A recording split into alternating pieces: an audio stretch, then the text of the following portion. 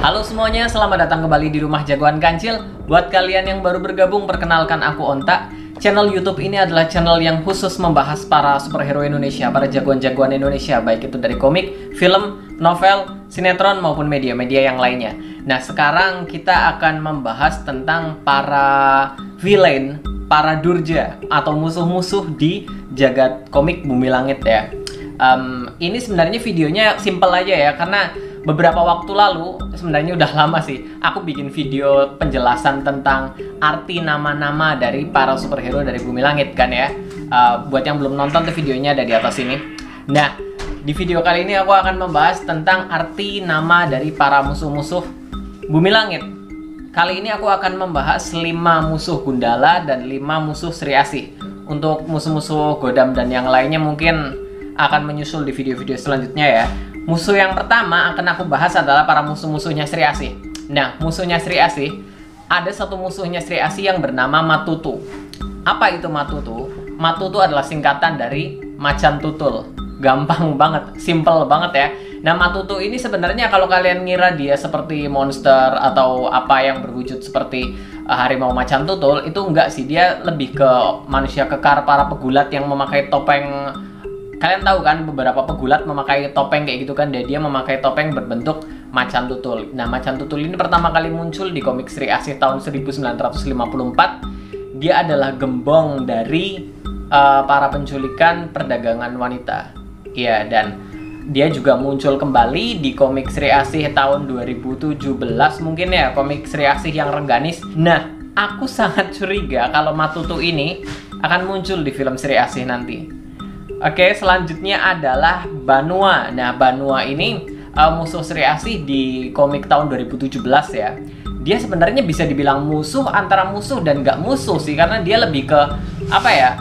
Lebih ke mendukung alam, karena dia berpikir ini ada perusakan alam gitu kan antara pertarungan Sri Asih dan musuhnya. Jadi dia lebih ke roh alam mungkin ya. Ketika Sri Asih bertemu dengan Banua, posisinya lagi ada di Pulau Sumatera.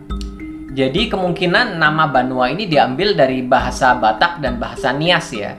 Di kedua bahasa itu Banua artinya adalah negeri alias kampung halaman atau ya tempat kita berasal, seperti itulah. Musuh selanjutnya adalah komplotan Kawa-Kawa. Musuh ini adalah musuh Sri Asih yang paling pertama di komik volume pertama dari Sri Asih tahun 1954. Nah, Kawa-Kawa itu artinya laba-laba ya. Kenapa mereka menamakan komplotannya, gembong mafianya sebagai komplotan Kawa-Kawa alias komplotan laba-laba? Mereka sebenarnya punya robot berbentuk laba-laba ya, robot raksasa berbentuk laba-laba di markasnya gitu kan. Tapi kalau aku berpikir sih mungkin filosofinya itu ya karena laba-laba mempunyai banyak tangan gitu kan. Jadi mereka juga menebar jaringnya di banyak tempat. Jadi mungkin komplotan mafia ini cocok gitu, bukan pakai nama laba-laba, pas sesuai namanya. Nah, musuh Sri Asih selanjutnya adalah Adisaka.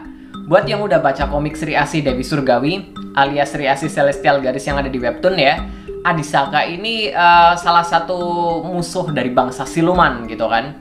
Dia mengutus Daksani, jadi dia adalah pemimpin dari Daksani. Kalau Adisaka ini, Adi dalam bahasa Sansekerta itu artinya adalah sesuatu yang besar, sesuatu yang unggul begitu. Kalau Saka ini artinya lebih ke tiang, lebih ke tonggak begitu. Jadi Adisaka, tonggak, tiang yang besar, tiang yang unggul. Tapi kalau aku berpikir sih mungkin karena dia salah satu gitu kan. Kalau ibaratnya rumah, tiang itu kan ada beberapa ya, minimal 4 lah ya, minimal 4 gitu kan. Mungkin dia ini adalah salah satu tiang dari kerajaan siluman, salah satu pemimpin dari kerajaan siluman yang lebih besar. Ini sangat mungkin banget sih, apalagi dunia kerajaan siluman masih belum dieksplor besar-besaran gitu kan, masih baru secuil aja. Nah, untuk selanjutnya Daksani. Daksani ini hamba sahayanya Adisaka ya.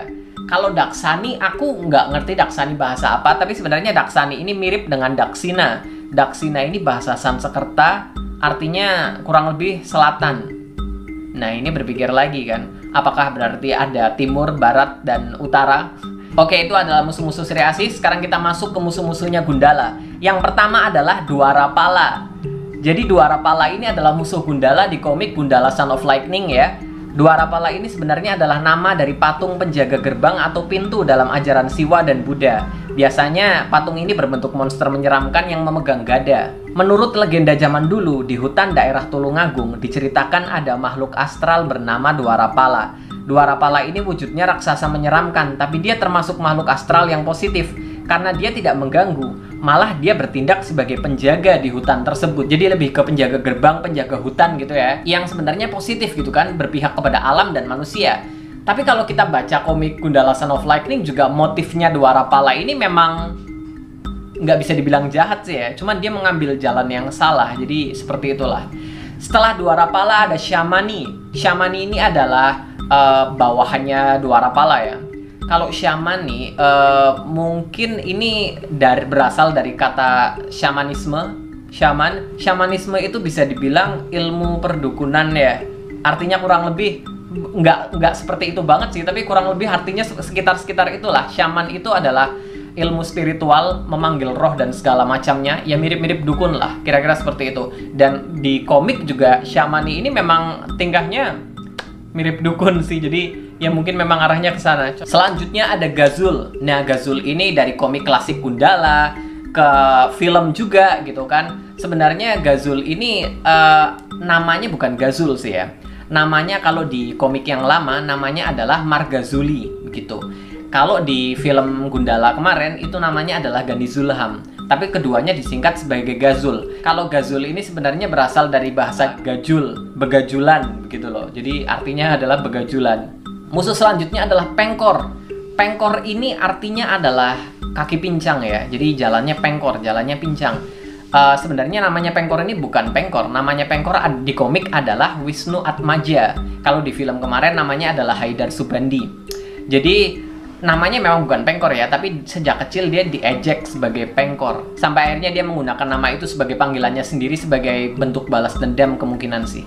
Yang terakhir adalah Kiwilawuk.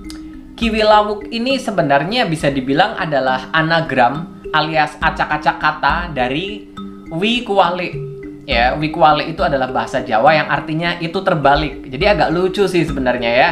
Kiwilawuk dibalik-balik jadi Wikuwalik. Wikuwalik itu artinya adalah itu terbalik. Jadi ada unsur komedi di situ. Tapi guys,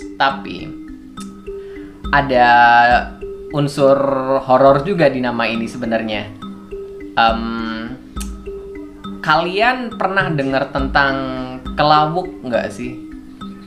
Jadi yang aku tahu, aku kurang tahu banyak tentang hal ini sih sebenarnya. Cuman yang aku tahu, kelawuk itu adalah semacam ilmu santet yang berkaitan dengan tanah kuburan dan kembang. Dan katanya sih dipupuk dari kebencian dan sifat iri dengki. Seperti itu. Aku kurang tahu apakah ini ada hubungannya. Tapi kalau dari namanya kelawuk emang agak mirip dengan Kiwilawuk ya. Jadi kalau dari background Kiwilawuk yang horor banget sih, mungkin memang ambilnya dari arah sana sih. Oke, video kali ini cukup sampai di sini dulu. Terima kasih udah nonton. Buat kalian yang suka dengan konten seputar superhero Indonesia seperti ini, silahkan klik subscribe ke channelku. Jangan lupa juga cek Instagramku @jagoan.kancil dan cek Twitterku @jagoan_kancil. Tonton juga video-videoku yang lainnya ya. Sampai jumpa di videoku yang berikutnya.